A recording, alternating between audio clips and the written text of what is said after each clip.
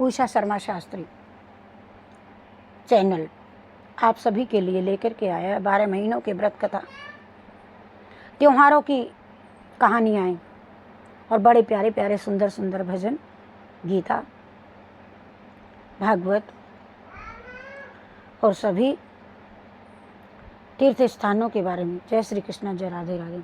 आज हम ज्येष्ठ कृष्ण गणेश चौथ की कथा करेंगे, व्रत त्योहार का परिचय देंगे।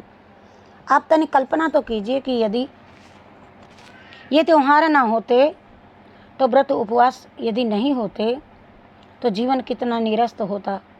वास्तव में ये त्योहार केवल लोक जीवन में एक चिन्ह, सांस्कृतिक चिन्ह ही नहीं है, अपितु ऐसे शक्ति स्तोत्र हैं और ऐसे जिनके आधार पर लोग जीवन में अनेक प्रतिकूलताओं के बीच जीवन का उल्लास पूर्ण रास्ता खोज लिया।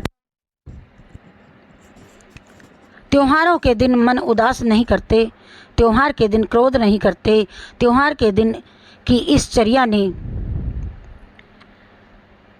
जीवन की सात्विक ज्योति को कभी मंद नहीं होने दिया। त्योहार का यही उपदेश है कि मन सदा आनंद और उल्लास से पुलकित रहे। आज ज्येष्ठ कृष्ण गणेश चौथ। एक वदन करिवर बदन मुद मंगल दातार, कथा कहूँ मैं आपकी हो हे मूषक असवार। पार्वती जी बोली कि हे पुत्र, ज्येष्ठ मास में कौन से गणेश जी की पूजा करनी चाहिए? तो गणेश जी बोले कि माँ, ज्येष्ठ मास में कृष्ण पक्ष के चौथ सौभाग्यदायक कही गई है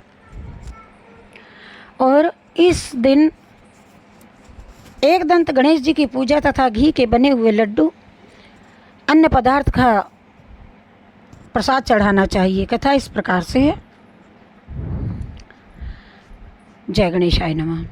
पूर्व काल में पृथु राजा के राज्य में जयदेव नाम का एक ब्राह्मण राजा राज करता था और उसके 4 पुत्र थे, जिनके सबका उन्होंने विवाह कर दिया था।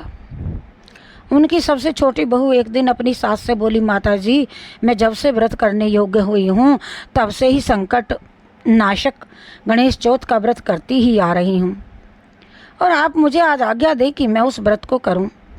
तो पुत्र वधू के ये वचन सुन करके उसका ससुर कहने लगा कि बहू तेरे लिए क्या दुख है जो तू व्रत करती है? जिसके लिए तुम व्रत कर रही हो, तुम्हें ऐसा क्या कष्ट है? तो तुम तो अब खूब खाओ पियो ऐश करो, मौज से रहो, व्रत करने की कोई आवश्यकता नहीं। तो कुछ समय बाद उसे एक पुत्र की प्राप्ति हुई और समय पा करके वह पुत्र विवाह के योग्य हो गया। इधर गणेश व्रत को छूटे हुए काफ़ी समय हो गया था, क्योंकि सास ससुर ने मना कर दिया था, जिससे गणेश्वर रुष्ट हो गए थे। अतः पुत्र के विवाह में सुमंगल समय ही उनके बेटा के विवाह में सुमंगल समय में ही गणेश जी ने उसके पुत्र का हरण कर लिया और पुत्र को न देख करके बड़ा ही हाहाकार मच गया। माता ने अपने पुत्र हरण के समाचार सुनते ही तो वह भी रोने लगी और उनके ससुर जयदेव जी भी रोने लगे और बोले। फिर वह अपने ससुर जी से बोली, पिताजी, आपने मेरे गणेश व्रत को क्यों छुड़वा दिया था? इसी कारण देखिए आज मुझे विपत्ति आई है, मेरा पुत्र लोप हो गया। यह सुनकर जयदेव जी भी घबरा गए, बहुत ही घबराए। अब जयदेव की पुत्र वधू और पौत्र वधू ने प्रतिमास संकट नाशक गणेश चौथ का व्रत करने लगी। एक समय गणेश जी दुर्लभ ब्राह्मण का रूप धारण करके उनके यहाँ आ गए और बोले, पुत्र भिक्षा दे, भिक्षा दे। गणेश जी ने आकर के कहा।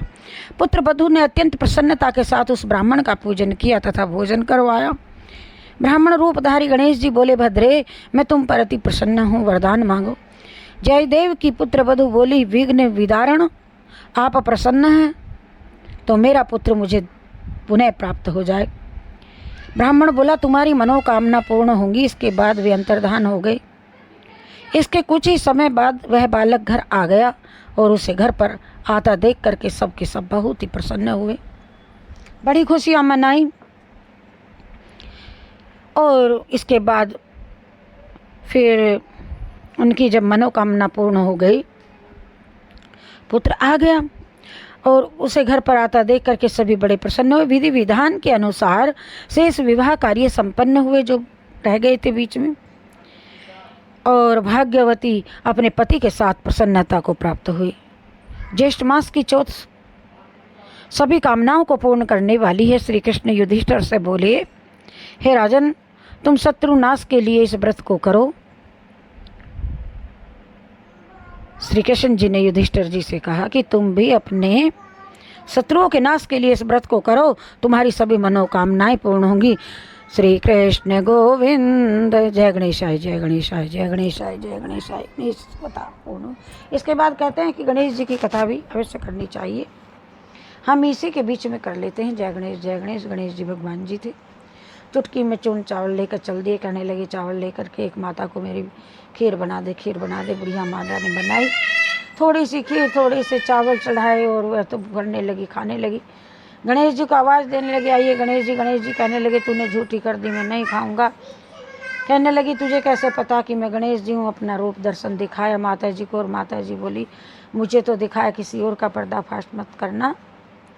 और उसी दिन से गणेश जी की मान्यता होने लगी। जय गणेश जय गणेश जय गणेश जय गणेश जय गणेश। जय आप भी कहिए, हम भी कहिए, आप सुनते रहिएगा। जय गणेश जय गणेश जय गणेश।